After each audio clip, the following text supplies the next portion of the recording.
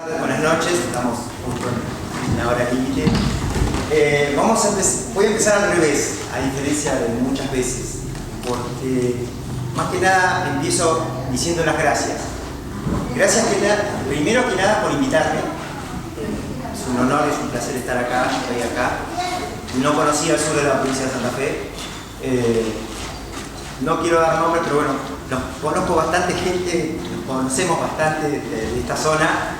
A través de la maravilla de internet, que yo siempre digo que para nosotros que estamos en el tema de las aves fue una herramienta casi fundamental, creo que más que nada para que nos conozcamos entre todos los que estamos en el interior de la República Argentina entre nosotros, porque un problema grande, muy grande que tenía la ornitología argentina era que estaba concentrada en grandes capitales. Ciudad de Buenos Aires, Tucumán por Lillo, aves argentinas en Buenos Aires y quizás algo en Patagonia y algo en Rosario y nada más. Después, todos los que estábamos desparramados en el territorio estábamos totalmente perdidos y a la buena de Dios. Así que bueno, por un lado, gracias por la invitación. Los aliento a que sigan haciendo este tipo de encuentros. Yo tuve la oportunidad personalmente de hacer 4 encuentros en la localidad que yo vivo. Yo soy actualmente, resido en la localidad de Bordenave, partido de Juan, sudoeste de la provincia de Buenos Aires, límite con la provincia de La Pampa, zona de la Loica Pampeana, para que se ubiquen para los pajareros. Tengo la Loica Pampeana tan solo 15 kilómetros de casa, por suerte. Pero bueno, gracias a todos los que me invitaron. Gracias por hacer estos encuentros y que gente como Ezequiel, que ya tiene también muchos años en esto, quienes hablan, podamos aportar nuestro granito de arena a ustedes que quizás están recién empezando. Para contarles un poco de la historia, muy cortito antes de empezar, como dijo ayer Ezequiel, es contarles un poco, bueno, yo también empecé muy chico, empecé como a la edad de mi hijo, a los 6 años, pero por un padre cazador y trampero que conocía muchísimo de aves, por suerte. Yo nací en el partido de Quilmes, soy de la misma tierra de Hudson, en consecuencia el libro de allá lejos y ese tiempo lo tengo adentro de mi cabeza siendo muy chiquito. O sea que empecé como Hudson, a los escopetazos, como decía Hudson, a conocer las aves. Como ayer decía Ezequiel también que andaba con la gomera, también anduve con la gomera y trampeaba. Entonces, bueno, tengo un registro, hoy se lo comentaba cuando los decimos los chicos a la mañana, a la salida, tengo un registro que todo el mundo se asombra de cómo identifico las aves a campo. Y es porque, bueno, eso se adquiere por muchos años de estar a campo sin necesidad de binoculares. Yo recién binoculares los adquirí personalmente a los 18 años. Pero para esto yo empecé a ver aves a los 6. Entonces, simplemente por el vuelo yo ya me di cuenta muchísimo. O sea que veo menos porque veo cruzando, porque ya estoy grande. Pero hay muchas aves que las puedo ver. Así que bueno, residí, fui guardaparque, trabajé muchos años en el INTA, Castelar, como adjunto por el mostosólogo Elio Mazoya. Trabajé con él también en el Museo de Ciencias Naturales, fui guardaparque en la Reserva Los Robles, en el Instituto de Moreno. Pero bueno, esas cosas de la vida, que yo me quería ir del conurbano porque no quería hacer lo que hacía la investigación. Yo trabajo como cualquier otra, como la mayoría de nosotros que trabajamos de otra cosa y esto lo hacemos por hobby o afición. Pero bueno, me quería ir y siempre me gustó Sierra de la Ventana, que es un lugar hermoso y apenas vez tiene la oportunidad de ir, es un paisaje muy especial que tiene la provincia de Buenos Aires. Y bueno, así que desde el año, mi señora me va a corregir, 2004-2005, porque ya es de allá, me fui y por culpa de conocer Sierra de la Ventana, no sé, Tres Picos y demás, terminé en Bordenave, estoy a menos de 100 kilómetros de Sierra de la Ventana. Así que bueno, estoy desde el 2005 allá y bueno, resido desde 2005 hasta ahora en Bordenave. Así que ahora hice toda la 33 para venir desde allá, de la ruta que une todo el límite con la Pampa acá hasta venir acá. Investigué muchas aves, la verdad que siempre tuve debilidad por las de todos donde estudié, que estudié muchos mamíferos, muchas aves, sobre todo muchos mamíferos con Mazoya. Tengo mucha debilidad por las aves, por lo que les comentaba recién, porque bueno, tuve a mi padre que fue el que me enseñó. La primera guía enológica que yo siempre cuento, la del año 78 de aves argentinas, de aves de la provincia de Buenos Aires, se la terminé regalando a un chico, pero era una libreta de campo más que un libro. la estaba pintada, todo lo que yo iba encontrando en el campo se lo iba agregando al libro. Creo que la mayoría, Bernabé López Lanús, todo lo que trabajamos más o menos, que tenemos la misma edad, que tenemos las mismas cantidades de canas, hicimos más o menos lo mismo con esa guía. Porque no había otra herramienta, estaba la guía vieja de Orrock y apareció esa guía. Y bueno, esa fue la primera guía que hubo, y después hasta que en el 80 Tito hace la primera guía argentina con Nanoki, que bueno, es la que conocemos todos, pero yo tengo todas, desde la primera grande cuadrada hasta las últimas. Pero bueno, digamos, hice todos los pasos de eso, pero más que nada, como, y siempre más allá de observar las aves, por eso también les traigo esta charla, es investigarlas, o sea, el por qué. ¿Por qué estaba este pájaro acá? ¿Por qué estaba el otro pájaro acá? Siempre me preguntaba el por qué. Más allá de hacer una simple lista de aves o de sacar fotos en esa época, era muy difícil, no como ahora que es todo digital. Nosotros sacábamos fotos con diapositivas para dar las charlas en las escuelas, se revelaban las fotos papel, era bastante más arcaico, estoy hablando de la década del 80, la década del 90. Ahora con la era digital esto es todo mucho más rápido, se hizo mucho más fácil. Pero bueno, siempre fui al tema de investigación y un poco con Elio Mazoya y trabajando en el Museo Argentino de Ciencias Naturales, trabajando con Julio Contreras, que por ahí leyeron algún libro, saben de quién estoy hablando, y Yolanda, con sus pieles.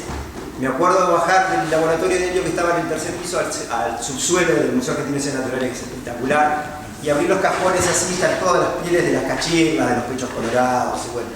Y tener a un maestro como Julio Rafael Contreras explicando las especies y mostrando por qué un macho y una hembra, las medidas de las alas, de las colas, demás, ver los lechuzuelos de campo, que hoy me preguntaba a Lucas por qué, que me decía, Lucas le decía recién, son las más grandes del macho y hembra.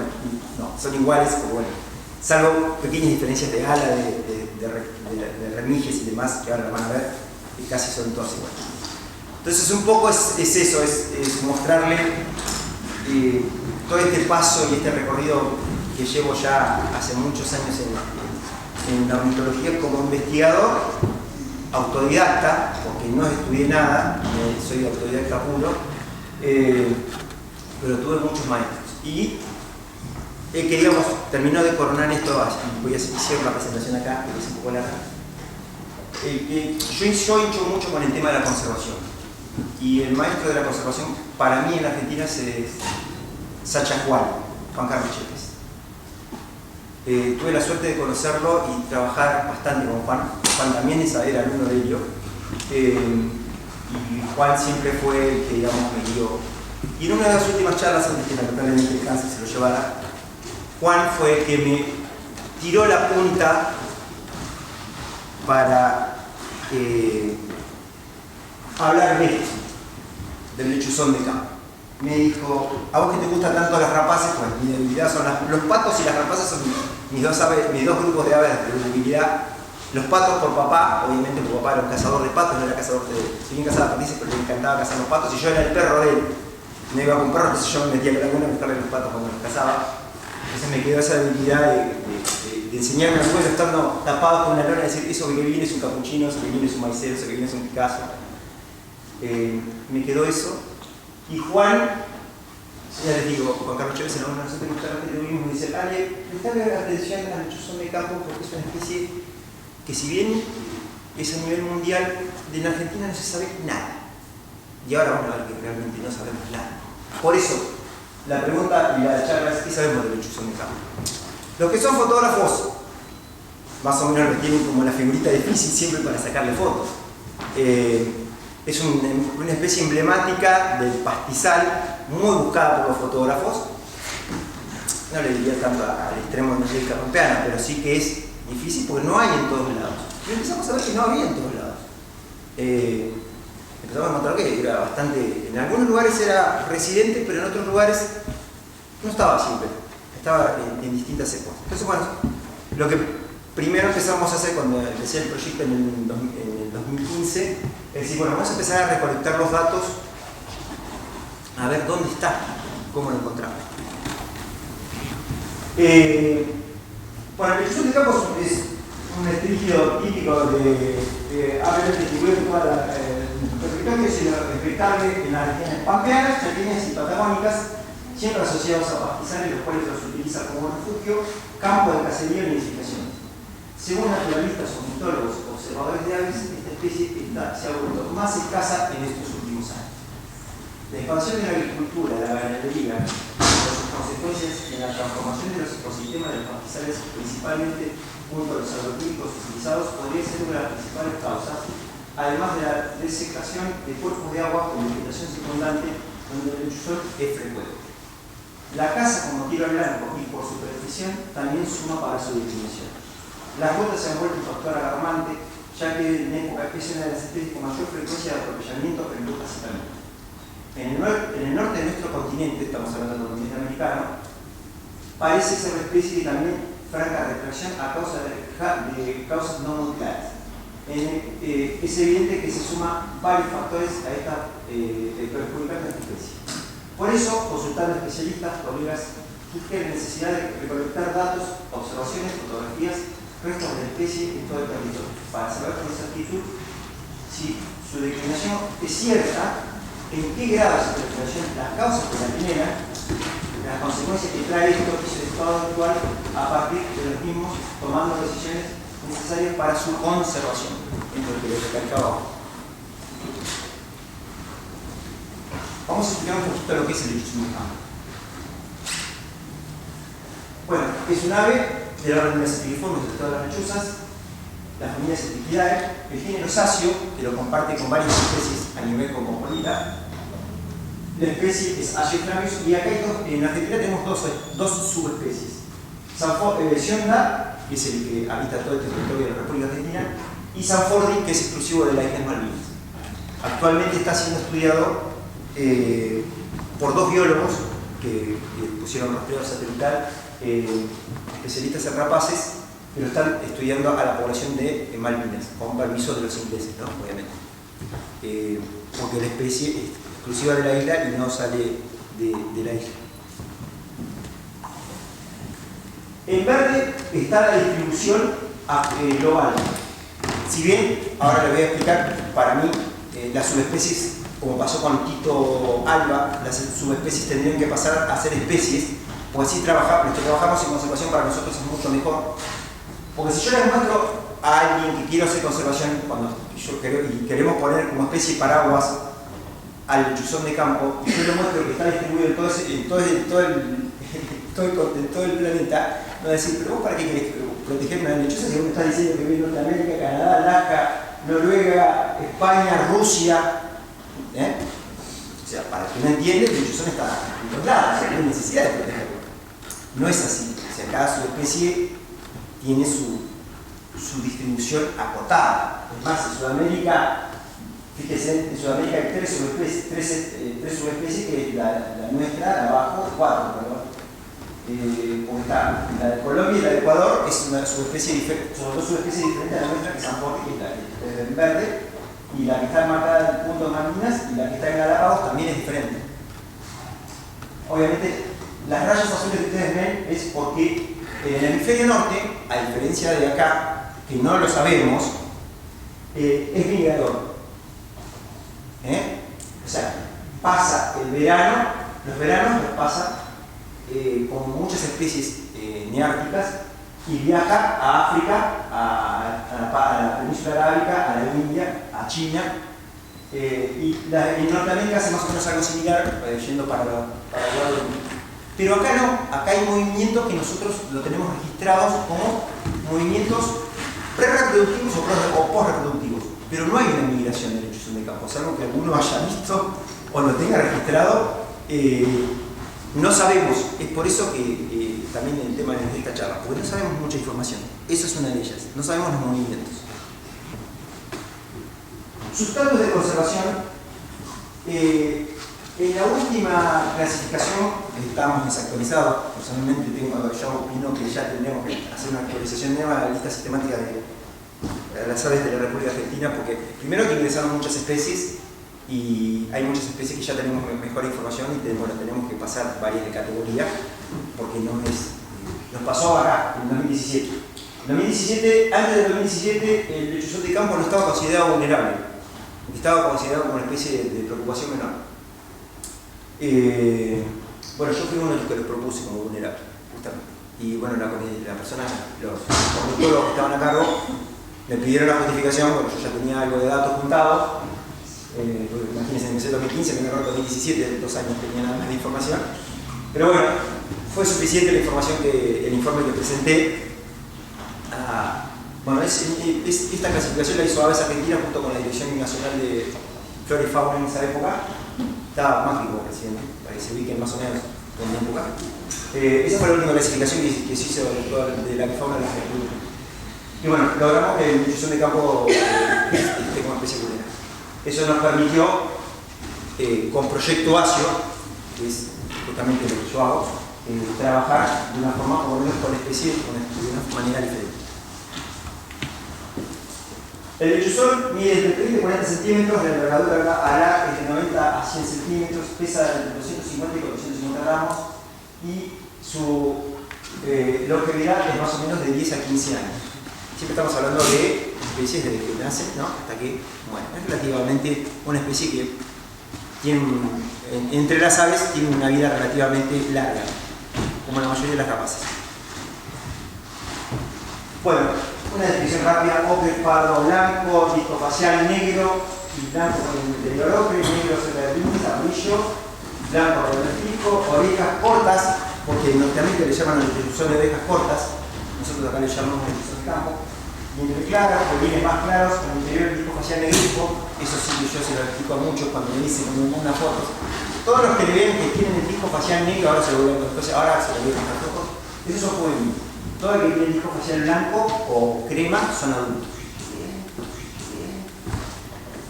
Si me quieren hacer una pregunta mientras estoy explicando, interrúmpame, siéntase en la libertad de repetirme tranquilamente. Ahora les voy a mostrar más o menos los hábitats que los podemos encontrar al lechuzón de campo. Pastizales naturales. Esto es fundamental. Yo llamo pastizal natural a dos tipos de pastizales. El pastizal que no está intervenido, ¿no? Como hoy, con la salida que hicimos hoy, por ejemplo, el que está al costado de la ruta es un pastizal natural. Son banquinas, en este caso era una banquina de la vieja ruta, pero son pastizales naturales que normalmente no hay ganado, porque el lechuzón de campo, una de las cosas que no tolera es un pastizal donde hay ganado. No van a encontrar donde hay un pastizal que está comido, no hay ganado. El lechuzón no lo usa. O lo usa como zona de forrajeo, pero digamos, no está frecuentemente. Esto es uno de los lugares más comunes y más difíciles de que encontremos, porque no hay tantos pastizales naturales. En el sudeste de la provincia de Buenos Aires, por ejemplo, hay pastizales naturales, pero no hay lechuzón de campo. Es una de las zonas menos impactadas, porque ya se hace mucha ganadería a campo natural, pero el lechuzón de campo no hay lechuzones estables, salvo en lugares muy puntuales. Esto creo que son los lugares donde mejor se pueden encontrar. Usted y acá en esta zona, seguro. Pastizales de borde de laguna. Las lagunas tienen dos tipos de ambientes básicos, digamos. La laguna en sí, con todas sus acuáticas, y el pastizal que el agricultor no puede dar vuelta con el arado, o sea, hablando así, bien en criollo.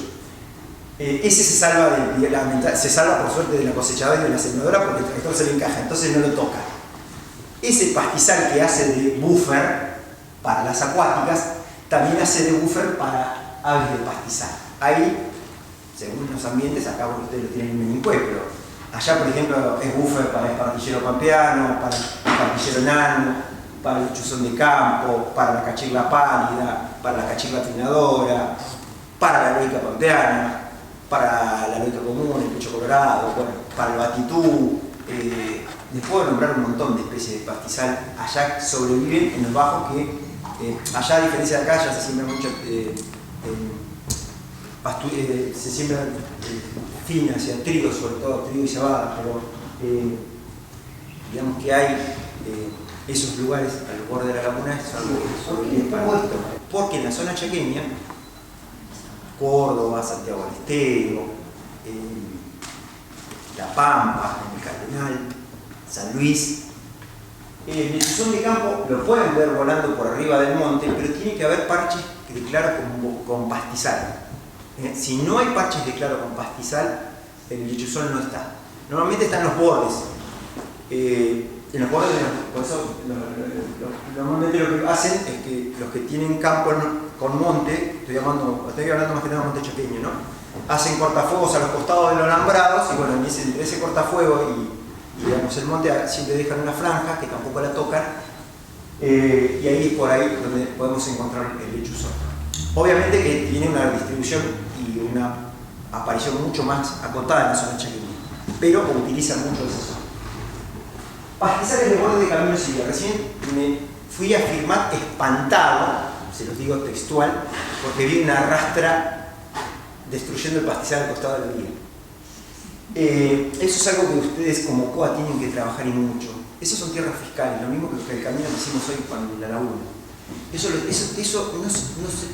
no puede pasar, eso se tiene que terminar. Eso es un arreglo entre el político de turno o el empresario que maneja el ferrocarril o las rutas.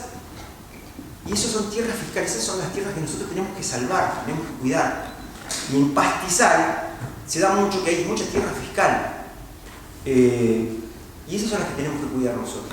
Nosotros ustedes como COA o como asociaciones o los que investigamos tenemos que proteger esos lugares. Por eso le digo, porque esos son lugares que nosotros tenemos que fomentar a nivel local. Ahora después, si me dan tiempo para no hacerlo muy largo, se los explico cómo se pueden hacer para que se pueda hacer a través de ordenanzas a nivel municipal, no es tan difícil. Pero bueno, es complicado. Nosotros allá, por ejemplo, hay una empresa que Pastizal Ferroexpreso Pampeano lo que hacía, que tenía el tren lo que hacía lo fumigaba con 2,4-D. Directamente, tenían una zorra con un fumigador y fumigaban el pastizal para que no se prenda fuego, porque como la locomotora, el quemador era un desastre, entonces cada rato se prendían fuego las máquinas, iba a la ruta al costado, entonces ¿qué hacen? Lo fumigaban para que no se quemara. Obviamente mataba todo lo que estaba. Nosotros los únicos elementos que tenemos eran los pastizales. Así que los pastizales que estaban al costado de la ruta. Eso es una cosa así. Ale, una Sí. pregunta.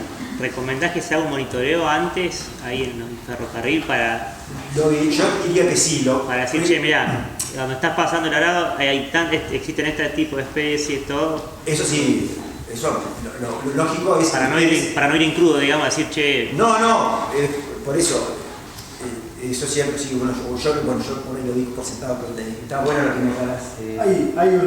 Hay una ley provincial que prohíbe el sembrado sobre la Sí. O sea que no se respeta, en realidad no se hace responsable, digamos, de ir a increpar al productor para que deje de sembrar. Claro, por eso digo, en Buenos Aires nos pasa, yo digo la de Buenos Aires porque conozco la de Buenos Aires, pero entrando a trabajar con esta especie me empecé a familiarizar y es lo que después decís, todas las provincias lo tienen. Lo que pasa es que normalmente las provincias que hacen, lo delegan a los municipios. Y el municipio lo que hace, el concejal del municipio o el intendente del municipio hace un arreglo con el productor que está adelante. Yo ya, por ejemplo, tengo en la lógica, nosotros queremos hacer un corredor desde el límite con La Pampa hasta Bahía Blanca en una vía abandonada que tiene 160 kilómetros. Se lo cuento esto como anécdota. La vía está a la lomada, o hasta los rieles se lleva. Es un corredor donde nidifica la lógica pampeana. Nidifica, arriba del terraplén. Y yo la tengo invadida por vacas. Porque el productor agropecuario que estaba adelante lo que hizo, cortó el alambre y tiró el alambre hasta la calle. Y entonces lo metió dentro del campo. Y bueno, estamos con eso. Y eso lo maneja la nave, que es un ente nacional. Pero bueno, estamos luchando todo el tiempo con Rodrigo Tizón, que es con el que trabajo en la lógica pampeana. Bueno, yo trabajo con 3 especies: lechuzón de campo, lógica pampeana y la coronada. En conservación, pero estamos luchando todo el tiempo para ver cuándo podemos declarar esa vía de corredor. Por eso digo, me puse mal cuando terminamos la vía y me fui para firmar y estaba la rastra acá al costado de la vía y yo digo, pero no puede ser lo que estás haciendo y lo vi rastreado. Bueno, de acá, para si ustedes se van al sur se van a espantar porque está toda la 33, las banquinas de los dos lados están todas sembradas. Y bueno, se agarran la 205 para Buenos Aires, bueno, me imagino que pasa en muchos lados. Pero a lo que voy es que está bueno empezar a atacar este problema de que las tierras son fiscales y que si no te hagan los piolas, no se la agarren para los productores, hagamos conservación a nivel local. Háganlo como municipio, como cada municipio. Si lo pueden hacer es mucho mejor. Esto se lo hago un poquito para hacer la altura. Uno de los lugares donde el lechuzón de campo Si bien esa foto es Córdoba, Pampachala también utiliza pastizales de altura incluso en la cuna, el lechuzón de campo. No así, por ejemplo, en Sierra Ventana. En Sierra Ventana no utiliza los pastizales en la sierra, no utiliza, pero en Córdoba sí. En Córdoba, Pampachala arriba está, en la puna está arriba. Y bueno, las provincias que todavía son una incógnita para la distribución del lechuzón de campo son La Rioja y Catamarca. Y no tenemos nada de lechuzón. Es más, de La Rioja creo que no hay un registro, ni siquiera. Catamarca creo que tiene 2, pero La Rioja no tiene ni uno. Después de todas las otras provincias algún registro hay. Pero el pastizal de altura también lo utiliza muy por ahí, no tan frecuentemente. Bueno, el otro pastizal que sí hay, también bastante costado, es el pastizal del estepa de la Patagonia, sobre todo la provincia de Santa Cruz y el pastizal costero, todo lo que es Raus, Sombreleu, Península Valdés, no así estepa adentro.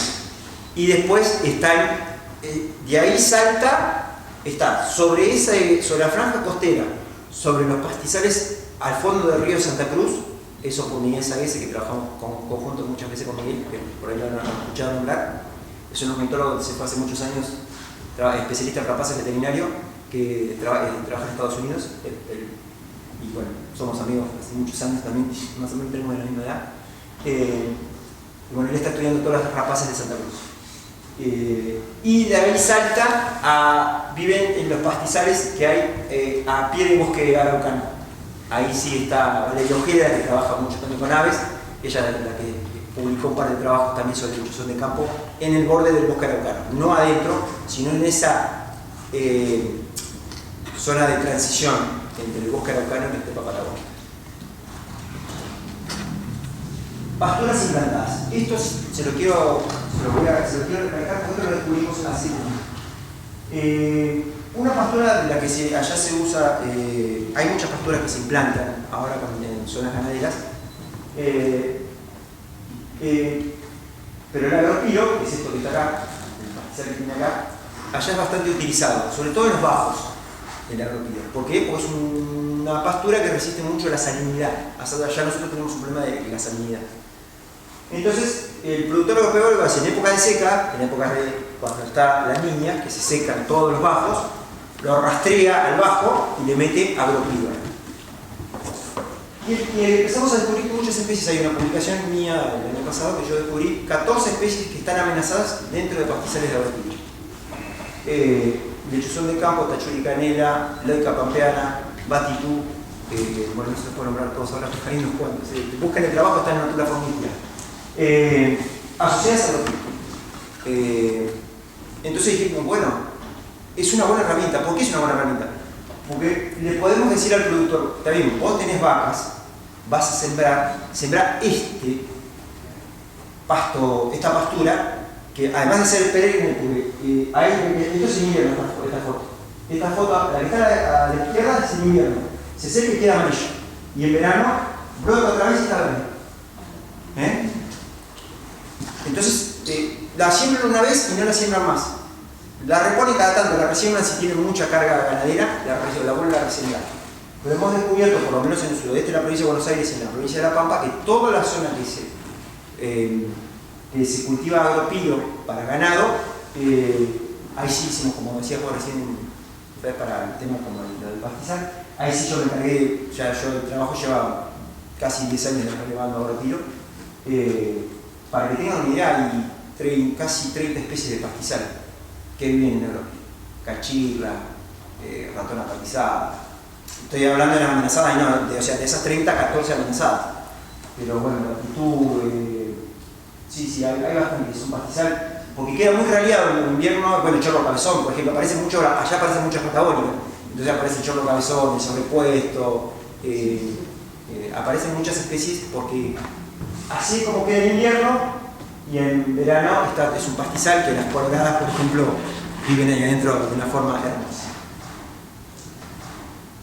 Bueno, algo de comportamiento de solitario en parejas o en grupos familiares según la época del año. Volando a baja altura sobre pastizales o pesados postes o en el suelo. Dormideros cercanos en época no reproductiva en zonas donde es residente. Se alimenta de roedores principalmente, complementa con insectos, aves, batrachos, reptiles y otros micromamíferos. Ahí cuando hablo de micromamíferos, porque se pueden comer las comadrejitas o los colicortos, principalmente. Como toda lechuza, si lo encuentran, si van a una zona de lechuzón de campo, van a ver en los palos o en los dormideros, que los dormideros lo hacen, es un huequito que hacen en el pastizal, donde el lechuzón pasa el día, cuando el lechuzón sale al atardecer, es crepuscular, deja ahí la gargopia de lo que comió a la noche. La gargopia es una bola de pelo, yo lo estudié con el museo de muchos años de Tito Alba, pero también estudié de Ignacio Planos. Eso es una bola de pelos de aproximadamente 3 centímetros, a veces 2 centímetros, de acuerdo a la cantidad de ratones o de presas que comió. Y es una bola de pelos y huesos o las partes no digeribles de los insectos que expulsa a través de la boca. Porque la lechuza no tiene mucho, va directamente al estómago y ahí hace la separación de lo que es las partes blandas de lo que es las partes no digeribles. Y eso lo explico. ¿Qué nos permite esto? Los bolos, sobre todo analizándolos, saber las especies que comen y las especies que conviven con el lechuzón ahí. Entonces es un buen indicador de la salud del pastizal. Pues de acuerdo a las especies que nosotros encontremos en los bolos que están ahí, vamos a saber las especies que están conviviendo y cuánta cantidad hay de presas. Bueno, acá un poquito de la biología rápida del lechuzón, época de reproducción, otoño-invernal y primavera-verano, según las latitudes. Acá no sé cómo, todavía, por lo que me pasaron algunos datos, sobre todo Lucas, es como que si en la primera falla, que es la otoño-invernal, puede haber registros del lechuzón empezando a nidificar en febrero o marzo, pero también puede haber hasta septiembre o octubre, porque algunas veces, y es muy probable, y muchas veces pasa que cuando es depredada la primera nidada, hacen la segunda puesta. No hemos visto hasta ahora que sí, en Norteamérica está, que hay dos puestas. Hasta ahora todos los registros que tenemos de una puesta sola en distintas épocas, como si la primera fuese. Los huevos son de 4 a 8 blancos, de 43 por 35 centímetros de promedio. A veces hay más de una hembra en un nido. ¿Por qué? Porque es poligamia. Eso en Norteamérica. Acá yo no tengo registrado poligamia hasta ahora. Siempre tengo registrado parejas.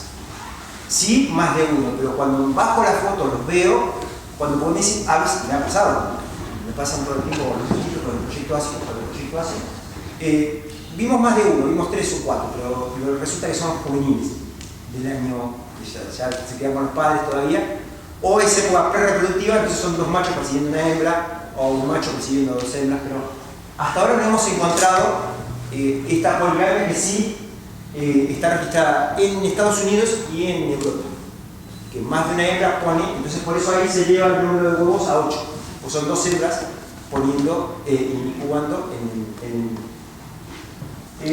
la alternancia entre las posturas de 1 a 2 días, por eso si encuentran un nido de lechuzón de campo van a ver que los pichones, como pasan todas las lechuzas, no tienen todas la misma edad, porque todas las lechuzas ponen entre 1 y 2 días, tardan poniendo huevos, es asincrónico la cosa.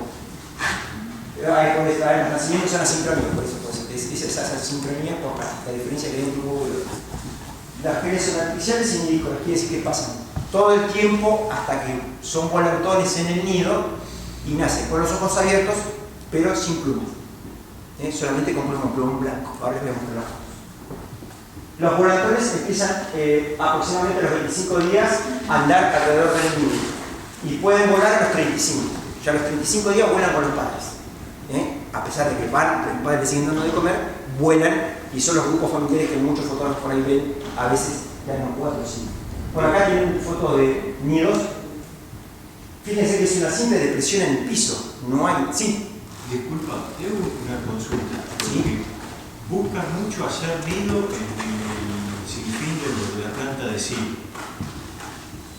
Y En el sinfín. en el chimango. En el atolvo arriba de la circulación de grano digamos, que no sé cómo se llama la parte alta de la circulación de cereal. Yo trabajé en una estancia en Venado Tuerto Sí. Parte del trabajo del personal era bajarlos y los mataban.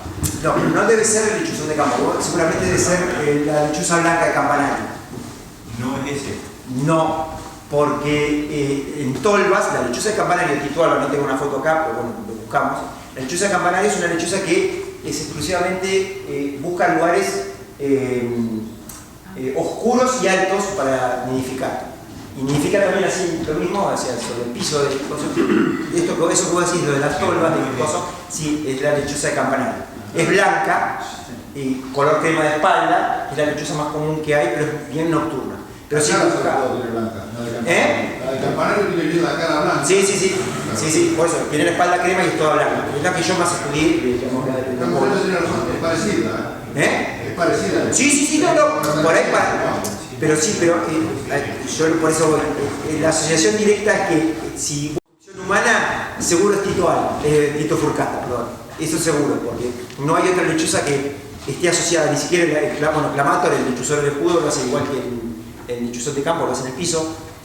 Algunos sostienen, todavía yo no los vi, que dicen que utilizan a veces nidos abandonados de otras aves, altura, clamato, sobre todo en la zona costera, acá ustedes en Rosario, bueno, los chicos de las islas me han dicho que han visto clamato, pero bueno, ahí hay muchos búhos virginianos en la isla, que utiliza también muchos nidos de cotorra abandonado o de garza a veces para asar el nido. Acá no sé si ustedes, ¿tienen registro ustedes de búho acá? El búho, el que desapareció de acá de campanario. No hay Ñacurutú. 50 años. ¿No hay Ñacurutú acá? No. Cerca de Casilda, en Carcarañá, hay un registro y Sí. después en el Parque Nacional Isla de Santa Fe creo que hay otro. Pero no, allá yo tampoco, todos me dicen, allá tendría que haber, yo no Más cercano acá es cerca de en Carcarañá. Es sobre el río Carcarañá, cerca de... No, bueno, ves, ya tenés esa agua, sí. Bueno, yo a los chicos les digo que hay una... Hoy un poco lo que hablamos con vos, Lucas, el tema de buscar las presas. Búho necesita presas grandes. Igual nadie monitoreó los eucaliptales. No. Y el bicho le encanta los eucaliptales. No, sí. Allá en Córdoba, donde hay un monte eucalipto, tenés un Ñacurutú, una pareja de Ñacurutú. Sí. Arriba Acá, yo por ejemplo, empezó a aparecer adentro de la provincia de Buenos Aires, acá por ejemplo Rawson, cerca de Junín, Rawson, provincia de Buenos Aires, tengo un amigo, Roberto Cotata, que me mandó, en el fondo de la casa tiene un nido de cotorra y arriba los Ñacurutú, los manda todos los años, están establecidos ahí. Y bueno, caza cuises porque lo que más masa corporal tiene, entonces bueno, las lechuzas cuanto más grande es, pues trata de buscar la presa más grande, entonces caza cuises. El lechuzón de campo también lo hace, no es que se queda atrás, le cuesta bastante agarrarlo, pero va a buscar siempre los roedores que tengan más masa corporal, o lo que los brasileños la rata nutria, o puede cazar cuises. Ustedes acá creo que tienen dos especies, Galia y cable, la perea y el quiz moro. Bueno, estos son dos nidos con 2 huevos y 3 huevos. Acá tienen para que vean, un pichón con aproximadamente, que se rompió el huevo, que lo encontraron en un nido. Esta es la foto que te decía Lucas.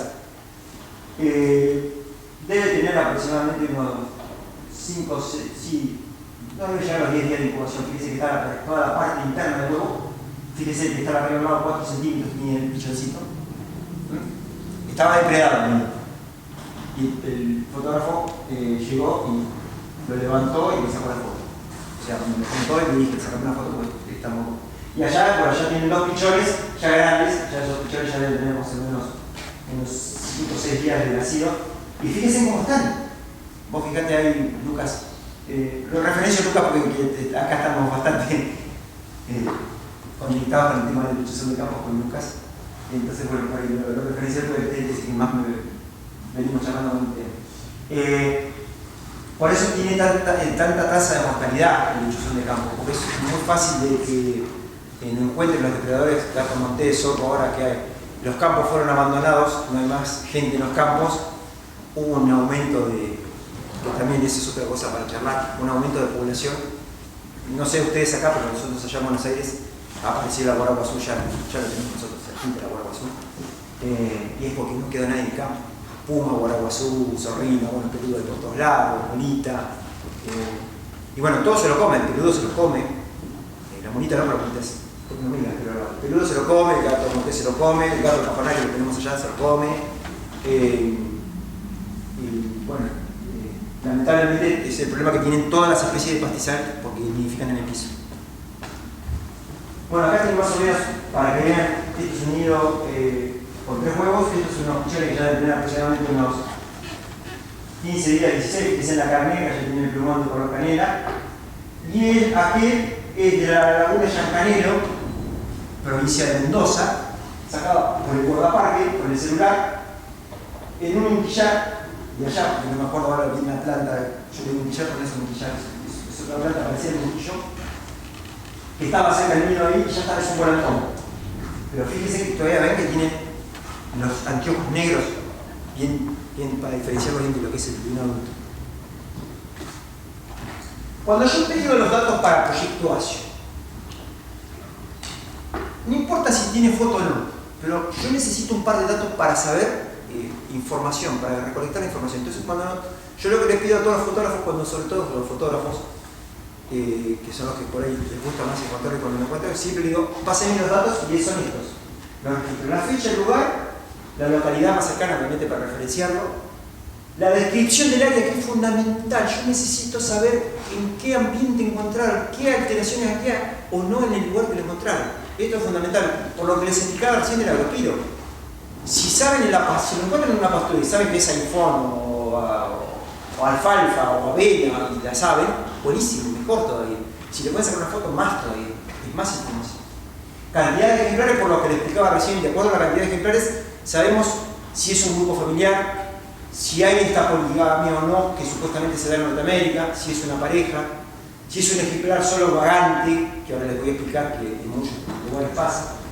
Las coordenadas imposibles para poder ubicarlo en el mapa, bueno, actualizar el mapa de distribución en Argentina, y obviamente la cantidad de observadores, ¿no? Eso es algo que yo siempre trato de darle crédito al que hace las cosas, no al que lo registra. Entonces, bueno, si cuando es más de un observador, que me pasen todos los datos. Eso siempre me puede ir con la foto o puede ser simplemente el registro.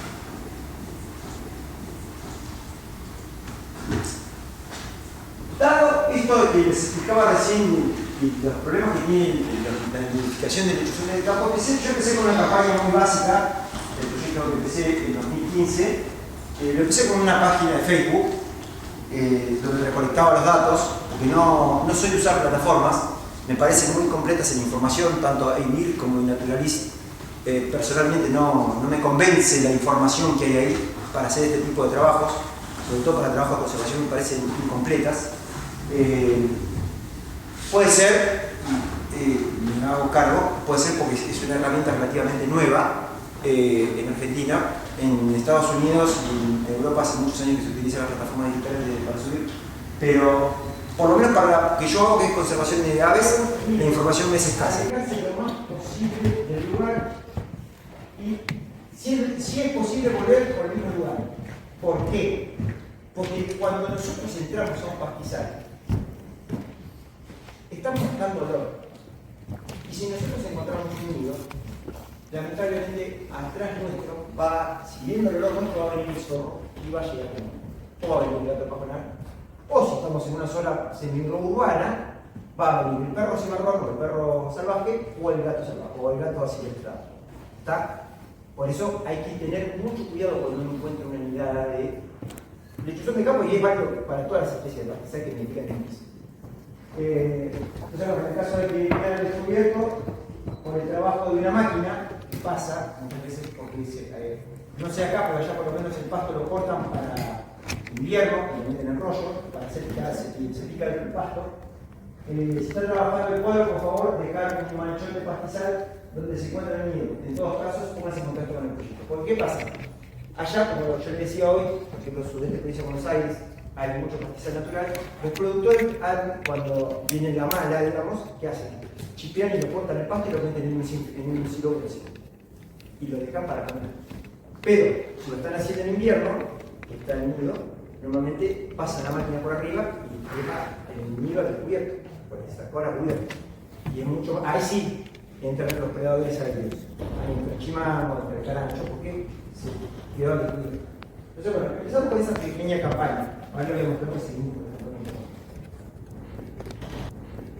A partir del año aproximadamente 2020, 2021, yo soy adscrito a Fundación Nacional, no trabajo para SADA, pero soy adscrito, o sea, trabajo con ellos en conjunto. Yo les presento el proyecto como algo personal, que digamos si me podían apoyar, bueno, sí, desde el año 2015, por eso, el proyecto Abogacio pasa a ser un proyecto de SADA. Entonces, bueno, lo ponemos primero que le dice que, bueno, ¿qué es lo primero que podemos hacer? Bueno, vamos a tratar de hacer difusión de cómo cuidarlo, sobre todo en las medidas más por y me ayudarán a recolectar datos. Entonces, bueno, por eso esta película que dice básicamente eso, ¿no? El proyecto AYO trabaja con registro de la crisis de 2015, por eso indicamos que nos envíen sus observaciones, fecha, ubicación, número de ejemplares, textos y fotografías. El proyecto AYO en ese momento es, la página es una página de Facebook, un grupo de Facebook, bueno, que es un grupo, así pueden interactuar, si hago página no pueden interactuar. Y a su vez ahora tiene una página de internet y un sitio y también está en Instagram. Bueno, sé que les gusta usar mucho Instagram, entonces también está en Instagram para que puedan entrar. Este es el último que sacamos. Este ya es más para productores. Es un proyecto que sacamos para los productores. Entonces, le explicamos a los productores cuando entran al campo qué es lo que tienen que hacer si hay un nido y qué es lo que hay. Significa el suelo y las diversas amenazas que tiene. Incendios, destrucción de nidos y huevos, modificación del pastizal, envenenamiento. Esta especie es sumamente importante para el ecosistema y el ser humano. Se alimenta principalmente de gran cantidad de roedores. Le explicamos que lo que ellos tienen como plaga, que comen el cultivo, esta es una especie que es controladora de esa plaga. También de aves, insectos, bueno, lo mismo lo que hace un rato, la transmisión de enfermedades como antivirus y estafilosis, enfermedades típicas del roedor, ¿no? Se controlador de insectos. Bueno, y acá en ese momento, bueno, le pedimos que evite los incendios, que evite la sobrecarga de los pastizales como ganado. Si estás cosechando lo que les decía recién, bueno, dejar el parche en el pasto. Y si ves un nido, levanté la plataforma, lo pasás por arriba, que te quede por entre medio de los saques y bueno, lo bajás de nuevo, ¿no? De verdad, siempre hablamos de plataformas de las que llevan las aspas, no de las de maicera, que son las que más se usan. Bueno, las amenazas, un poco ya se las expliqué. Atropellamiento, porque hay ejemplares atropellados y muertos a toda la ruta. Es una especie bastante. Si bien la lechuza más atropellada es Tito furcata, y después sigue teniendo Policularia, el tercero es Azocarus. En cantidad de las lechuzas, la tercera es Azocarus. Captura como mascota, esta es una foto de Pontevedra, Merlo, por Juan Menezes, está enjaulado. Lo vendían. Me lo mandó la chica que lo compró para liberarlo. La chica lo compró, se lo compró, y después no sabemos cómo lo capturó, porque lo que no lo podemos hacer es muy raro, es un adulto. Dice, un pichón me dice, es más fácil, pero ¿cómo capturó un grande? La verdad que es medio raro. Por más no es de meterse en lugares, porque está en el campo. La verdad que tuve que investir cómo lo capturaron. Salvo que lo hayan atropellado, que es lo probable, ahí lo atropellaron y lo agarraron inconsciente. La foto anterior, este ejemplar que ustedes ven acá, que está en el piso de la camioneta. Bueno, este lo encontró atropellado un chico, Santiago Torres, que es de Tandil, lo encontró atropellado, lo rehabilitó y lo pudo soltar. Y tenía el golpe nada más, lo encontró así como lo encontró, empezó que no iba a vivir, llegó a la casa, lo empezó a alimentar, lo empezó a dar carne, no carne picada, pero se le da carne molida, porque la grasa nunca hay carne picada si quieren realimentar un animal, porque la grasa vacuna es malísima, siempre tiene que ser carne sin grasa. Y bueno, en 40 días lo rehabilitó. También es ingeniero agrónomo con conocimientos algo de veterinaria, pero lo puedo rehabilitar por suerte. Pero bueno, es el único registro que tengo en el que lo rehabilitaron. Bueno, incendios de pastizales, algo que por lo menos ya es bastante frecuente, que los incendien para generar carbono al piso. Incendian a propósito, los días de viento. Entonces, bueno, es bastante complejo el tema. Hay que saber manejar el fuego Pero si estamos, o sea, si vas a hacer un incendio, normalmente se hace justo, los incendios se hacen cuando el pasto está seco, justo cuando el difusor está nidificado. Entonces, bueno, hay que tratar de llegar a hablar. Esto, los que hacemos conservación tenemos que hablar mucho con los productores, no nos queda otra. Tenemos que bajar a tierra y no tanto, pues vamos, me encanta, y vamos a la escuela, vengo acá y todo, pero tenemos que hacer mucho trabajo de campo hablando con los productores, porque es la única manera de cuidar. Nos pasa lo mismo con la reta palmera. Leptoparasitismo. Acá tienen un chimango corriendo a un lechuzo, algo que Lucas le cuenta siempre, también. Pero bueno, ¿saben lo que significa la palabra leptoparasitismo? Robar presas. El lechuzón de campo, ahora le voy a mostrar al otro que se encarga de seguirlo para. Creo que la foto la tiene. Bueno, el chimango es el principal. Cuando lo ve que el lechuzón estaba cazando, se tiró sobre un ratón, automáticamente si él está en el mismo cuadro, que lo comparte, lo va a perseguir, lo persigue, hasta lo cansa, hasta que suelta el ratón. Cuando suelta el ratón, lo agarra el ratón y se lo lleva. Eso es ahorro de energía, pasa mucho en las aviones. Pero bueno, eso también es un problema para la alimentación que depende de ellos.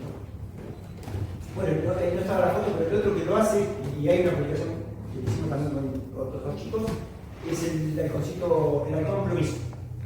El halcón plomizo, tengo fotos de una pareja de lechuzones parados en lobería, acá, ¿sí? Y la pareja de halcón plomizo está esperando a cazar. Y tengo una foto, tengo filmaciones. La pareja de halcón plomizo yendo, no sé, casi 100 metros arriba del lechuzón para que suelte el ratón y porque muerte por superstición. Bueno, las lechuzas saben que básicamente tienen en la historia una mala fama muy mal empleada. Y bueno, en muchos lugares, si ellos son una lechucita de cachera que está grabada en una craquera, ¿no? Crucificada.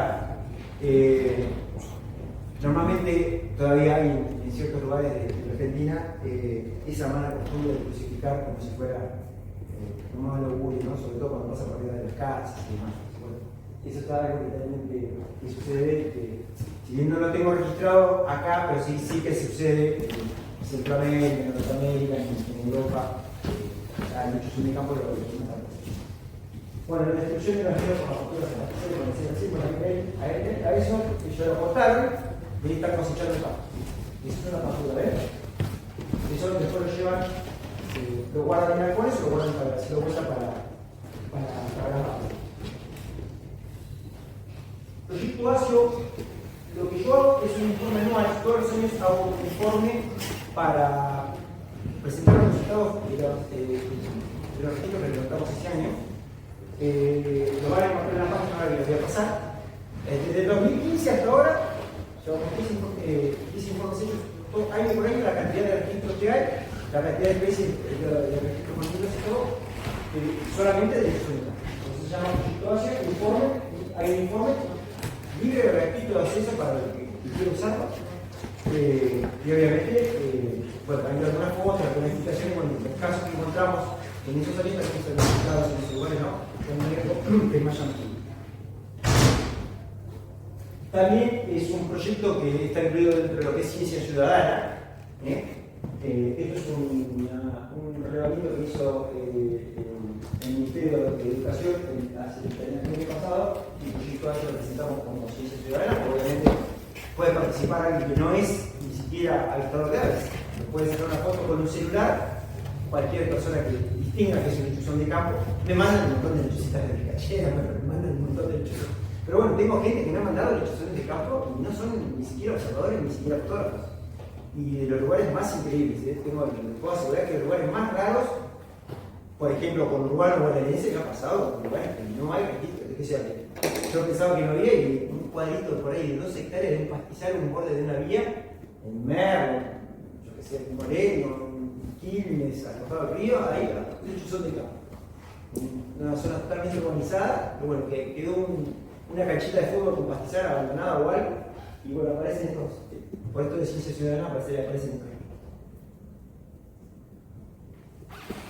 Esto es lo que quería para cerrar, así ya no voy a entender más. Yo soy el director del proyecto, ahí tienen el mail mío, alejandromunice@gmail.com.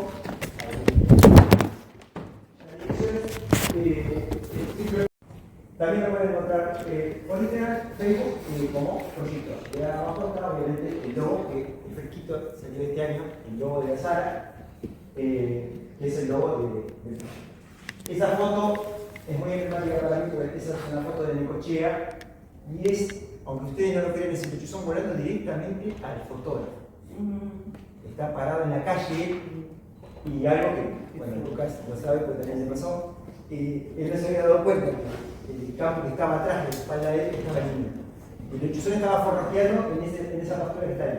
Cuando vio que entró al campo donde estaba el niño, se le vino directamente de frente a atacar. O sea, no ataca, o sea, lo pasa por arriba de la cabeza. Llamativamente lo hace con los humanos, pero no hay muchas especies que corra, que saque del territorio cuando está nidificando. Es de bastante compartir el territorio. Eso sí, abandona el nido automáticamente cuando siente una amenaza, sobre todo terrestre, ¿no? Cuando aparece un zorro, un gato, sobre todo a la noche,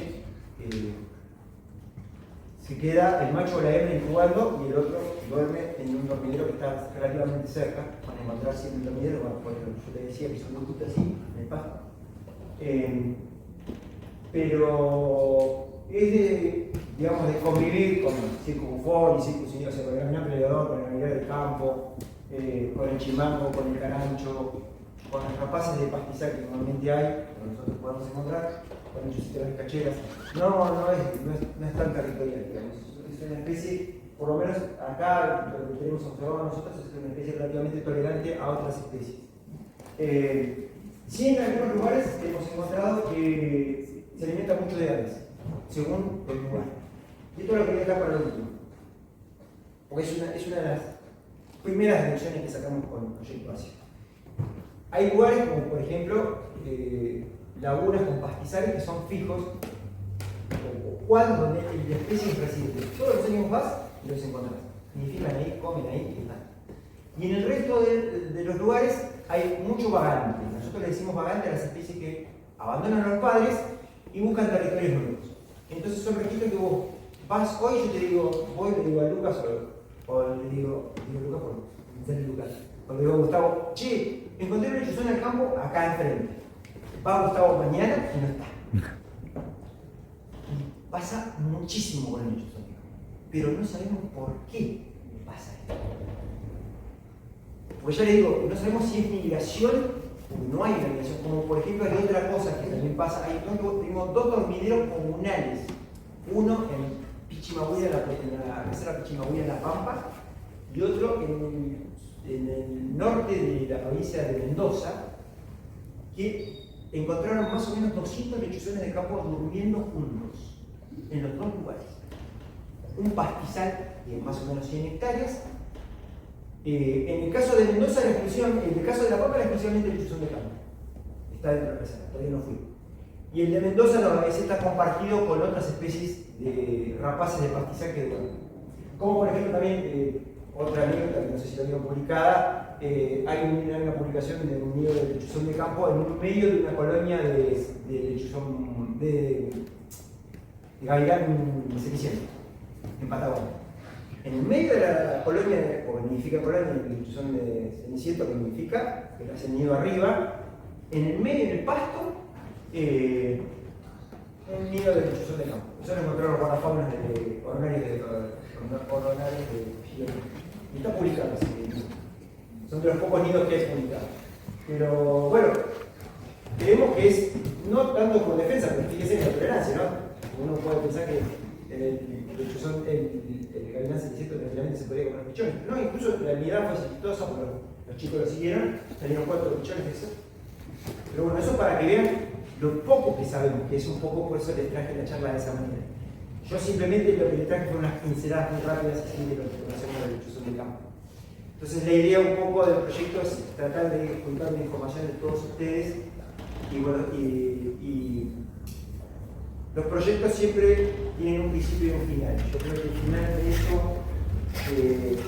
yo creo que no le falta mucho, pueden ser 5 años más, como mucho, es sacar un libro sobre el lechuzón de campo. pero con planificación bastante controlada que nosotros podamos. Sí. Alejandro, ¿se puede llegar a gestionar viendo el hábitat que tiene este animal, que está siempre la disyuntiva en lo que es el cordón periurbano? Como decir, este animal si se cría y se cuida, que vos decís que la población va a la baja, si uno dice, bueno, uso el periurbano y una de las posibilidades es que este animal ahí tenga como su hábitat para, digamos, que nadie lo jorobe. Sí, ¿sabés por qué se da? Porque vos en los periurbanos, por ejemplo, que tienen ustedes acá, nos pasa acá, tenés dos cosas, banquinas y costado de vías. Y normalmente no hay ganado, Sí. normalmente, no los que están abandonados, y el lechuzón anda mucho. Les gusta esos pajonales que hay al costado de la vía o al costado de un arroyo, por ahí si tenés un arroyo. O son, lo que te digo, son pastizales que normalmente o tienen carga de ganado o no los pasan. Pero sí se puede gestionar, está muy bueno. Acá, bueno, cada caso del Necochea es espectacular porque bueno, la laguna es muy grande, pero por ahí lagunas chicas, de ponerle 5 o 10 hectáreas que estén cerca o que sean pesqueros, te lo pongo como ejemplo allá. Allá es muy común que lagunas chicas que sean pesqueros de pejerrey, siembran pejerrey. Entonces el dueño del campo siembra pejerrey. Bueno, también podés gestionar eso. Juan, por ejemplo, tiene la laguna está al lado del pueblo y el lechuzón de campo va a la desembocadura de un arroyo y está el pastizal ahí. Y está dentro del pueblo el pastizal. Está dentro del pueblo. Digo pueblo, pues también son 5.000 hectáreas, es chiquito. Pero todas las áreas de pastizal están en ese pastizal que está ahí, pero, y está protegido porque está dentro del pueblo. O sea, ponen un poco, a veces ponen caballos, que ponen una saca, a veces hacen una para los tiros. Hay justamente de ahí los tiros. Pero sí es una especie muy carismática. Lo que tenemos que aprovechar para lo que vos decís es una especie que llama mucho la atención a los chicos, a los grandes. Las lechuzas en general es una especie que llama mucho la atención, que nos atrae mucho, es un faro, ¿no? Entonces es muy importante poder utilizarla como especie paraguas, protegiendo a la lechuza, como vos decís, estamos protegiendo todo el resto de las aves de pastizal. Porque ese borde de periurbano que está siempre en límite, es decir, a dónde produzco, a dónde protejo el pueblo, ya funciona como una zona de protección.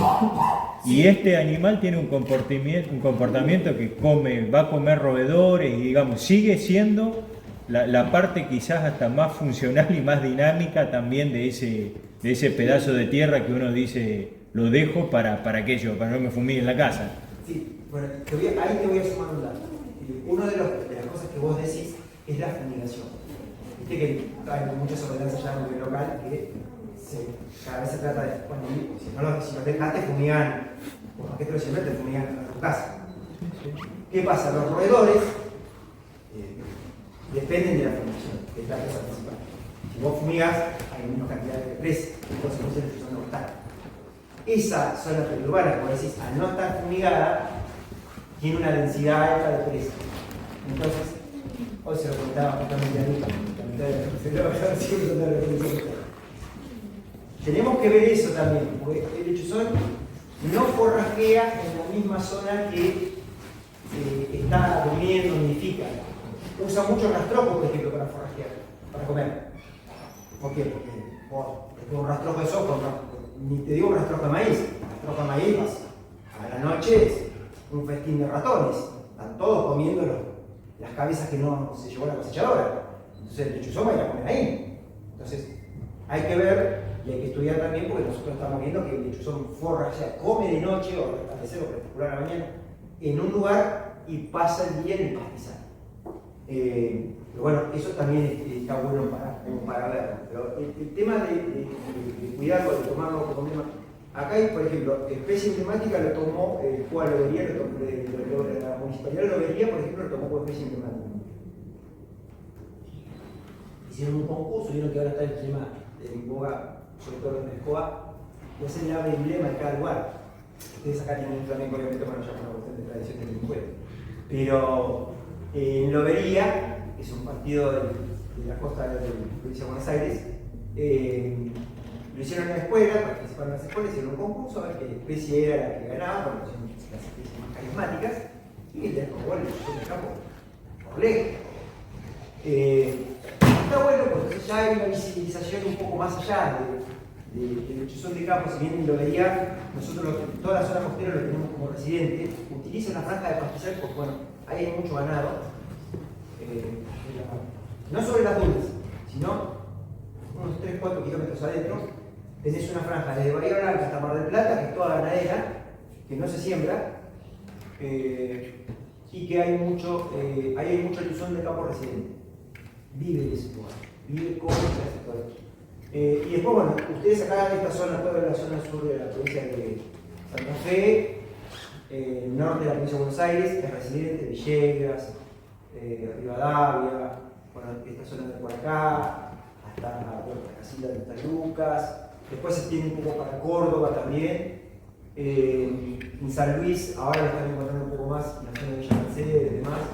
Después en el resto de los lugares, por ejemplo, es increíble, le doy un lugar, el que tenga una foto del chuzón de campo de Liberá, que no es más lindo.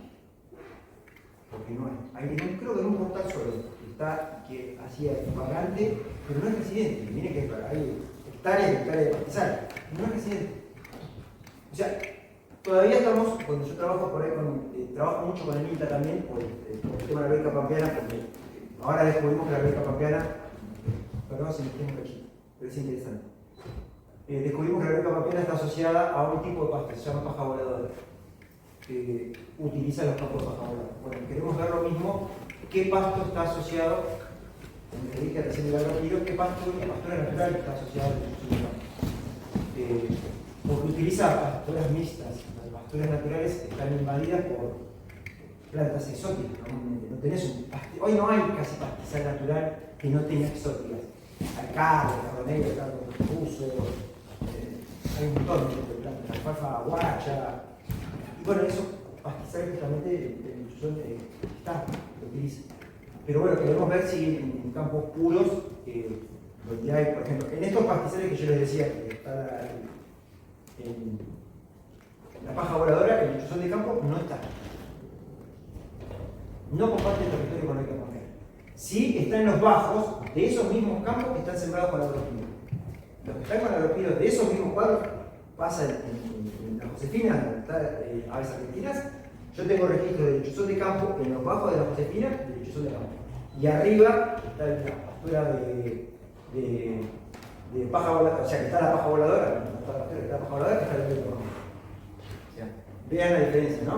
Como está en un mismo, simplemente es un mismo pastizal, pero la estructura es diferente. Evidentemente la paja voladora no le gusta el chuzón de campo, es muy densa. Le gusta eso, pero el pastizal no tiene que ser muy cerrado, no tiene que ser, por ejemplo, el pastizal de paja colorada, que está en toda la costa, que se utiliza mucho para ganado, tampoco le gusta. Hay que ver eso mucho, el tema también, por eso decía el tema de vamos a también estudiar ese tema, a ver qué pastura está asociada. Sí. Supongamos, yo hay sitios donde lo suelo ver. ¿A cuánto recomendás que yo te paso? Yo te paso, cada vez que lo veo, capaz que te paso 10 registros al mes. ¿A cuánto vos decís que cada 3 meses quiero recomendar que sabes que son los mismos individuos, cada un año, cada 6, cada cuánto vos lo tomás para tomar el... En los casos que son residentes, esto vuelvo a Lucas porque si no me pasa, y los lugares que ustedes saben que es residente, yo siempre les digo, tomen una muestra, si puede, cada 15 días más que nada para ver qué hace. Con esto, necesitamos toda la información posible. Entonces cada 15 días ver qué hace. O sea, ¿cómo es la estructura? Entonces ahí vos, si vos vas cada 15 días al cuadro, vos lo ves, sabes, si vos decís, bueno, hay una pareja, si vos ves que de golpe hay 3, enero, febrero, ves 3, seguro que en esa fecha van a ser 2 machos y una hembra. O sea, un macho vagante que entró al territorio a sacarla, llevarse a la hembra o desplazar al macho de ese territorio. Tampoco lo sabemos si el que gana es el que viene o el que se queda el que está, no lo sabemos. Después entras en la época de nidificación. Entonces en la época de nidificación te voy a decir, bueno, que te fijes cada 15 días, bueno, en el caso tuyo, que para la recomendación del que encuentra el nido, tengan esta precaución, acercarse 4 metros, como mucho 5, si me encuentran, van a seguir por el mismo lugar, pero no ir todo el tiempo. Ya eso Lucas me decía, ¿cómo se hace para monitorear un nido sin que haya intervención? Para hacer investigación, lamentablemente siempre tenemos que hacer conservación. Es imposible, no puede pasar. Y para hacer conservación necesitamos información, o sea, es una consecuencia buena de la otra. Pero bueno, tratemos de impactar lo menos posible. Entonces, si sabemos que van a indicar, bueno, por lo menos tratar de encontrar el nido, saber dónde está, ubicarlo en un mapa, mandar la información esa. Por ahí, lo más cerca que pueda, saber cuántos huevos puso, cómo va la nidada, por eso digo que hay por ahí.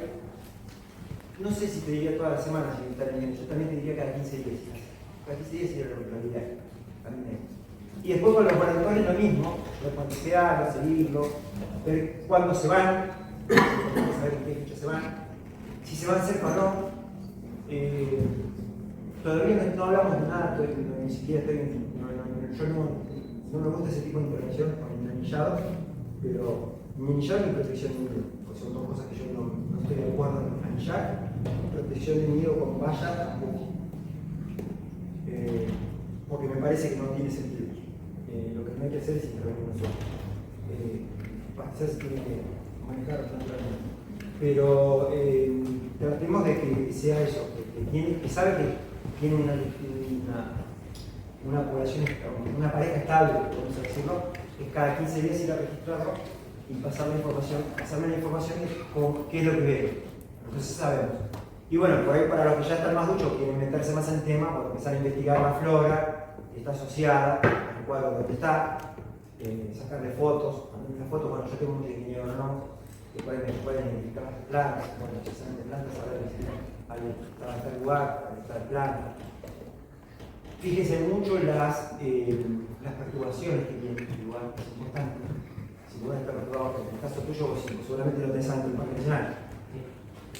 Ahí bueno, es más importante, pero ser un área protegida es mucho más relevante el tema de como hablábamos ayer del tema de los talleres, si hay perros sin marrón o no, ahí tenés en áreas protegidas se produce un efecto de maximización de depredadores, porque se quita la presión, entonces tenés aumento de población de zorros, de gato pajonal, de gato montés. Entonces, bueno, eso cómo afecta a esto que yo decía de ectoparasitismo, ver cómo interactúa con esto, pero sobre todo poner el foco en Chimango. No vimos carancho, pero también yo le tiraría una ficha de carancho y sí al con permiso. Sabemos que son las tres especies que supuestamente que pueden jugar las especies. Caranchos, o sea que caranchos si quieren, obviamente lo depredan los adultos. Por ejemplo, yo carancho he visto cazar garzas blancas, garzas moras, así que carancho para mí es el super predador de la pampa húmeda, así que si quiere, con la potencia que tienen las patas, puede hacer cualquier cosa. Yo creo que puede hasta adulto. Y bueno, también si por ahí ver ahí también ver búho, porque hay registros en Estados Unidos, búhos virginianos, actúa como predador de Tito Alba y de Gallo Flames, hay registros de búho virginiano predando a los dos. Así que también eso está bueno. Incluso mi esposo decir que tiene búhos virginianos, también está bueno ver eso, si está cerca, qué pasa entre ellos, porque se superponen los horarios de comida. Por acá se van a encontrar de noche. Entonces, por ahí, ¿qué pasa ahí? O por la mañana o de noche. Pero bueno, hay mucho como para estudiar. Por eso les digo que es complicado trabajar con una especie sola, porque si bien la ornitología argentina es bastante antigua, si se ponen a buscar información de las especies, para la mayoría hay muy poquitas que tienen más o menos la información biológica completa. Son sobre todo las más carismáticas. ¿Saben qué tiene la mayor cantidad de información biológica? Las aves que son de caza. Los patos, las perdices, el tentú, todo lo que sea comida. Bueno, esos son los que sabemos mejor la biología. Los que mejor se cargan. Yo les digo que cuando era chico, mi papá me leía las weekends y me acuerdo que salían las guías, y se anotaba la guía, me salían las fotos de Pato, Picasso, cuando ponía, todo, me acuerdo que se escribían eso.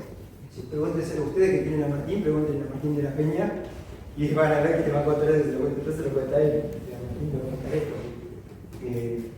La información en las revistas de casi pesca, la primera información antes de las guías, la información la tenemos en ese pueblo. Y no la sabes que mejor información hay. Y si no, los tramperos. Pero bueno, ahí es la los tramperos saben de cardenal amarillo, saben de cardenal, saben de rojo, saben todas las canas, todo lo que son canadas, astillero, saben la reproducción, los huevos, los mismos, todo lo que sea. Todo lo que nosotros usamos o consumimos, sea tanto sea como ave ornamental o como ave de casa, seguramente hay mucha más información que las que no, que nosotros usamos como judiciales. En este caso, los lechuzas tienen, como decía antes, una visión negativa en general para la población, entonces la información es bastante más. Así que bueno, no los quiero seguir reteniendo. Si me quieren hacer alguna pregunta más, si no, vamos a comenzar. Les agradezco que me hayan escuchado.